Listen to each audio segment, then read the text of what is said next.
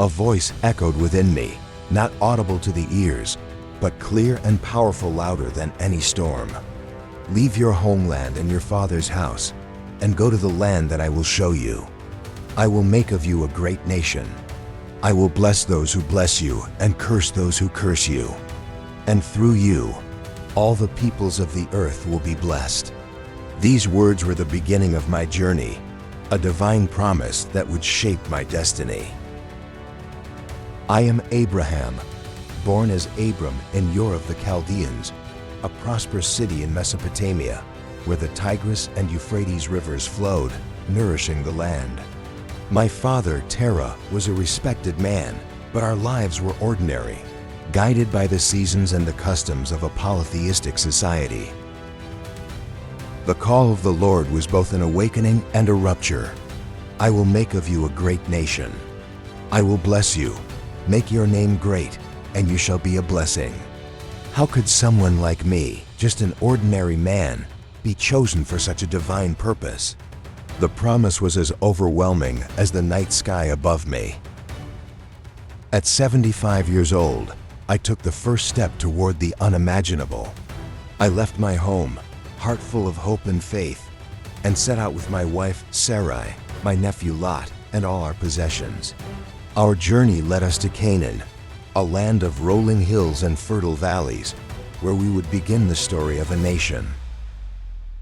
We traveled northwest through Haran until we arrived in Canaan, a land rich in promise, but occupied by other peoples.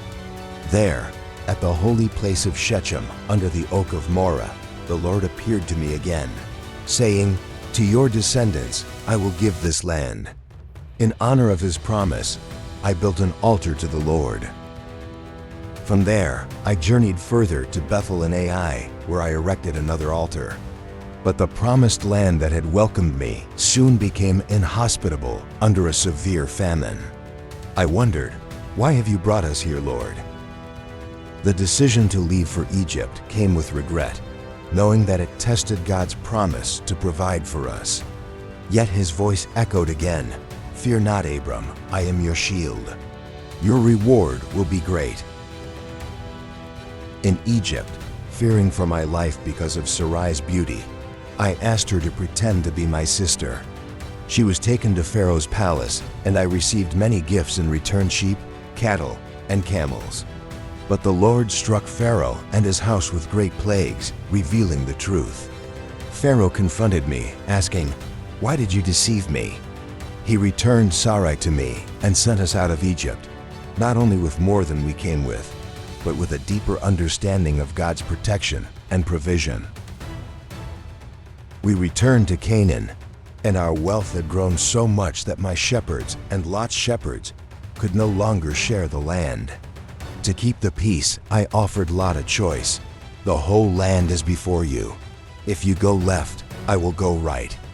If you go right, I will go left." Lot chose the fertile land of the Jordan Valley, settling near Sodom, a city known for its wickedness.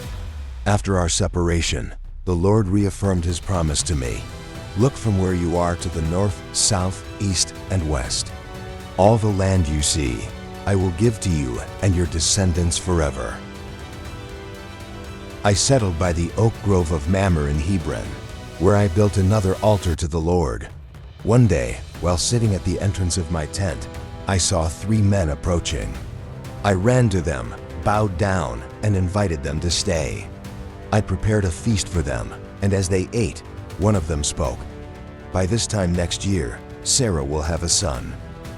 Sarah, overhearing this, laughed in disbelief at the thought of having a child in our old age. But the Lord asked, "Why did Sarah laugh? Is anything too hard for the Lord?"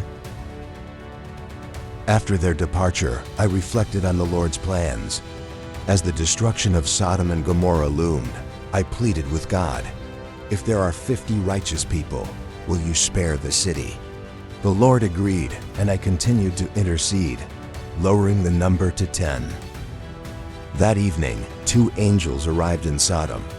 Lot, seeing them, insisted they come to his house. But when the men of Sodom surrounded his house, demanding the angels be handed over, Lot offered his daughters instead. The mob refused, and the angels intervened, blinding the attackers and warning Lot to flee the city. Lot and his family were led to safety, and as they fled, the Lord destroyed Sodom and Gomorrah with fire and brimstone. Lot's wife looked back and became a pillar of salt. But God remembered his promise to me, sparing Lot from the destruction. I moved to Negev and stayed in Gerar, where once again I feared for my life because of Sarah's beauty.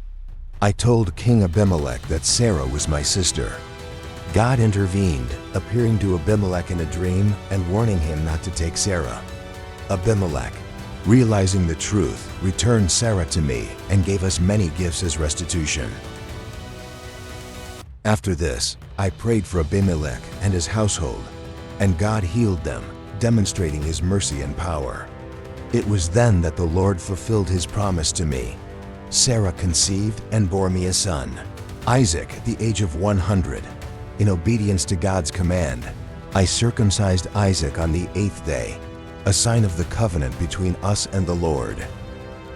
This was only the beginning of my story, a story of faith, obedience, and the fulfillment of divine promises. And through Isaac, the Lord's covenant would continue, bringing blessings to all nations. Sarah, overflowing with joy, laughed and said, "God has brought me laughter, and everyone who hears about this will laugh with me." Indeed, it was a moment of divine fulfillment, a testament to the power of God's promise. Isaac's birth was a miracle that not only proved the greatness of the Lord's words, but also filled our hearts with a joy we could never have imagined.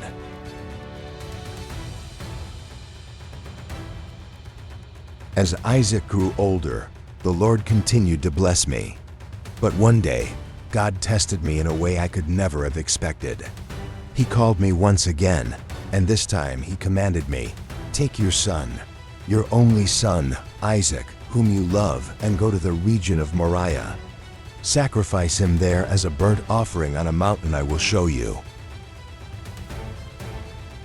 In shock and deep sorrow, I obeyed the Lord. The very thought of offering Isaac, the child of the promise, broke my heart. But I trusted in the Lord. The next morning, I set out with Isaac and 2 servants, leaving behind our camp and our comfort, trusting in God's plan. When we arrived at the mountain, Isaac, noticing that something was amiss, asked me, "Father, the fire and wood are here, but where is the lamb for the burnt offering?" I could only reply, "God will provide the lamb, my son." And with that, we continued the journey up the mountain. When we reached the top, I built an altar and prepared everything as the Lord had commanded. And then, with a heavy heart, I bound Isaac and placed him on the altar. Just as I raised the knife to offer him up, an angel of the Lord called to me from heaven, saying, "Abraham, Abraham." I answered, "Here I am." The angel said, "Do not lay a hand on the boy. Do not do anything to him. Now I know that you fear God, because you have not withheld from me your son, your only son."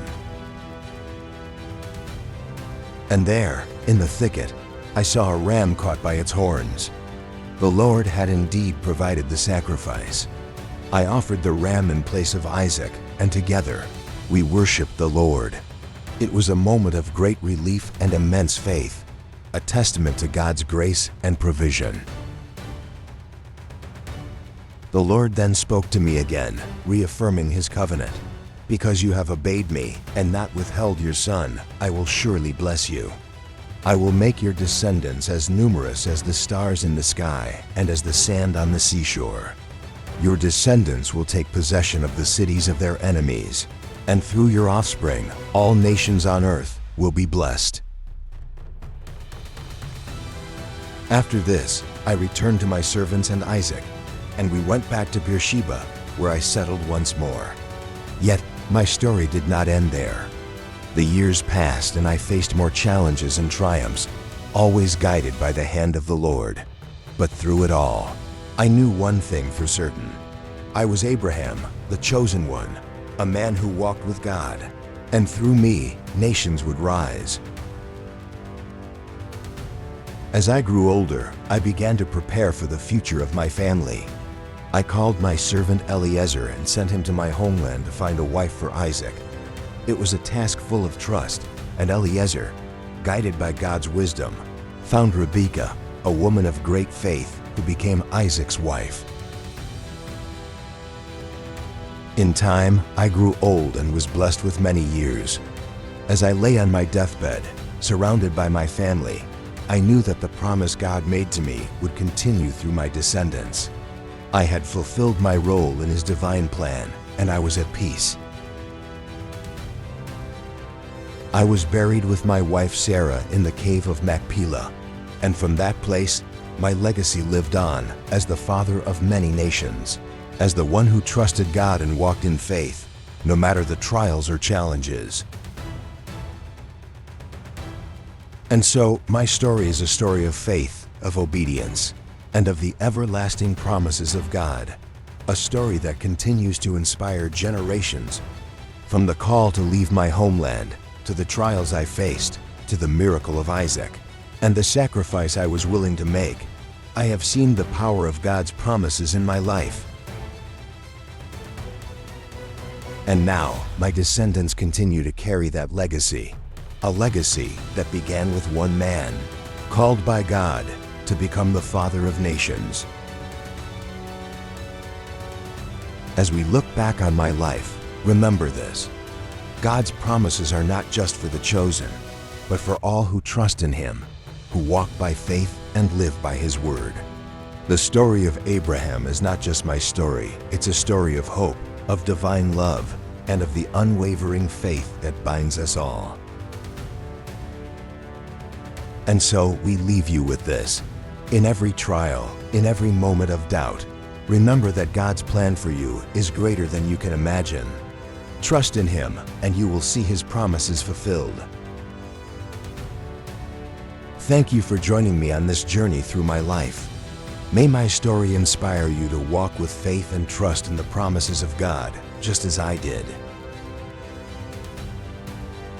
Until next time, may you be blessed and may your journey be one of faith, hope, and love.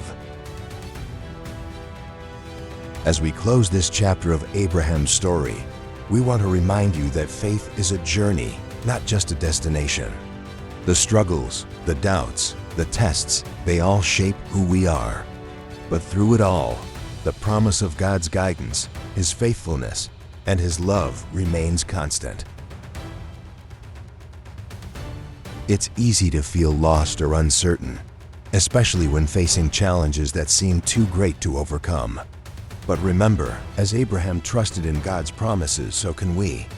Every step of the way, no matter how hard, is a step towards something greater. Just like Abraham, we are called to be a blessing to others. The choices we make today ripple through time, influencing generations to come.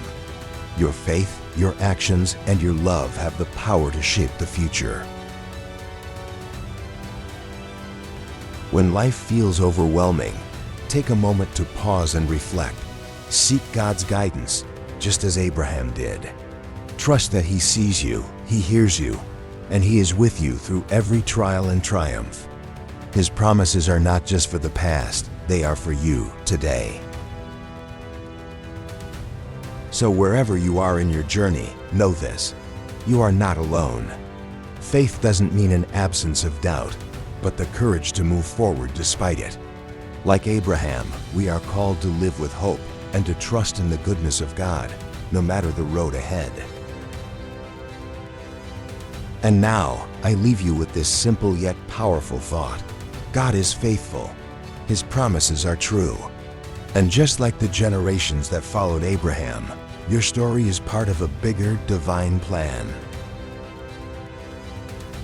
Keep walking in faith, trust in His plan, and know that the journey is worth it. Thank you for watching. If you enjoyed this video, don't forget to hit the subscribe button. Join us next time for more inspiring stories. Follow us on social media for daily inspiration and updates.